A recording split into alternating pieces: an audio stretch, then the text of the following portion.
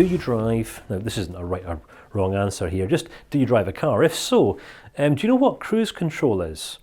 I've got a Vauxhall Grandland X, right? It's one of these 1.2 litre turbo cars, which means super efficient on the fuel, probably the closest you can get to an electric car without it actually being electric, right? Very, very fuel efficient, economically friendly car. I love this, all right?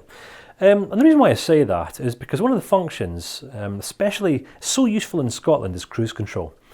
Why? Because in Scotland, the traffic police literally have speed cameras everywhere, and they're so strict, right? If you literally a couple of miles over the speed limit, you'll get fined and you can get points on your license and all that sort of thing. So I use cruise control a lot.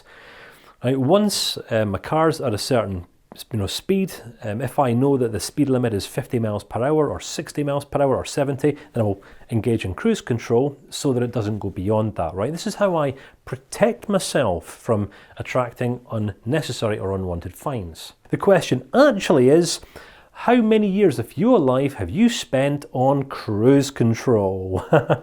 All right, let us take a little bit of time here to explore the difference between conscious self-awareness and autopilot, right? Are you guilty? Can you identify that at points in your life you may have just done life on autopilot rather than consciously or from a place of conscious awareness? Autopilot is kind of like this automatic and unconscious way of thinking. It's where we don't question the thoughts that come into our minds, and we'll take automatic likes or dislikes towards people or things. We do not understand the difference between assumptions and facts or truth. Don't get me wrong, we're completely justified from our eyes and from our perspective as to why we like and dislike the things that we like and dislike, but we're certainly not open. We're certainly not engaged in life. We're certainly not committed to the process of growth or maturation. Autopilot's like the ultimate expression of mindlessness, where we're going through life. Doesn't really matter what the facts are, we don't care. Our opinion, our perspective is rule, is God. All right, so autopilot is this automatic and unconscious way of thinking, of doing life, and some people will spend their whole lives there. Does it serve them? Well, I'll let you be the judge of that. Now, whilst autopilot, it can be efficient sometimes. As I've mentioned, when I'm in cruise control, it can save me a lot of trouble. It doesn't get me ahead in life.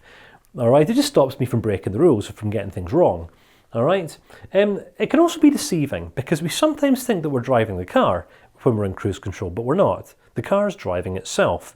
And in the same way, sometimes if we're not fully engaged in life in a mindful way, then life can end up just kind of running us. All right, we're either running our own lives or we're being run by life.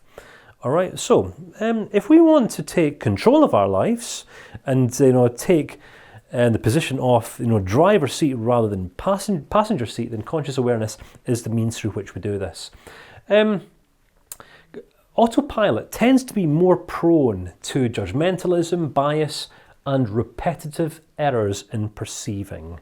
All right, repetitive errors in perceiving. When we say I dislike, I like, what we're giving references to here, just simply our own personal biases and prejudices. So it's wise to live outside of bias. It's wise to live outside of prejudice. If we're living outside of bias and prejudice, then we're actually living more in a state of appreciation of just simply what is, which is what mindfulness is all about.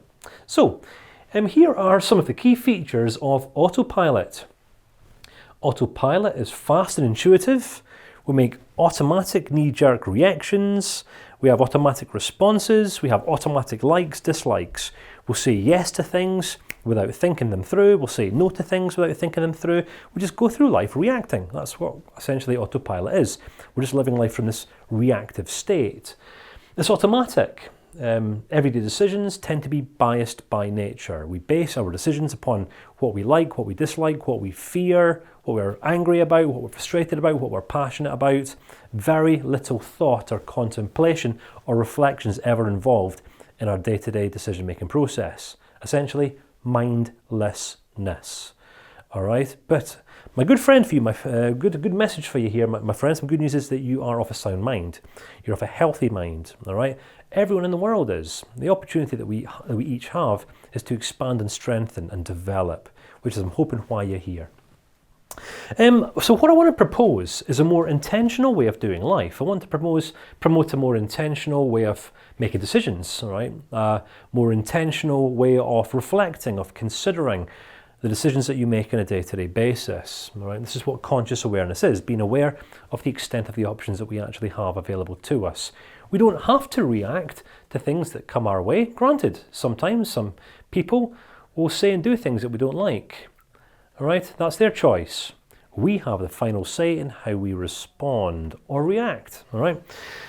So, conscious awareness is about us living our lives with a degree of intentionality, all right? Which means the decisions that we make are always going to be slow and logical. I was asked a question in one of the workshops that I hosted a few weeks ago. So, Kane, how do you make decisions? What do you base your decisions upon? And that was a great question, because I hadn't really thought too much about this. And as I looked, I realised that today, probably for the last few years, I will never make an important decision in any area of my life until I have complete peace about the decision that I'm making. And this won't be a financial decision, it won't be a relational decision, it won't be a work, professional decision, nothing at all. Until I have complete inner peace about the decisions that I'm making, I will not make them. So I allow peace to be the umpire of my decision makings in life, right? It allows me to make wise decisions that are intentional. Reason being is because once I have peace about a decision that I want to make, it's because I've considered all the possible eventualities. Every decision that we make comes with a cost. Sometimes we need to count the potential costs of our decisions before we make them, all right? This is what mindful self-awareness is all about, all right? Becoming clear on our intentions and becoming intentional about our decisions. Make sense? So our decision makings are conscious, they're effortful. We make more effort on ourselves than what we make in our outside worlds, all right? We make sometimes complex decisions with ease. Why? Because they're thought through, they're structured, they're grounded, and they're reliable. This is what acting mindfully looks like. It's an intentional way of living life. It's where we're going through life, responding to life. You know, when stuff happens, well, okay, so what's the best way of responding here? Never mind, I like this, I dislike that, I'm angry, I'm frustrated, I'm panicking. No. Stuff happens that we have no control of, right? The only control that we have in life is how it is that we choose to respond to life, all right? The big problem that some people have is they try to control the things that happen to them, or they try to control the world or society or other people, but the truth of the matter is, the only person that we have complete control over, it's not even fully ourselves. We can't control our hair staying in, falling out, going grey. We can control our health to a degree, but the only thing we have complete control over is the choices that we make on a day-to-day basis. So conscious awareness of these choices is critical if we hope to live an effective life in any way whatsoever, in any area of our life.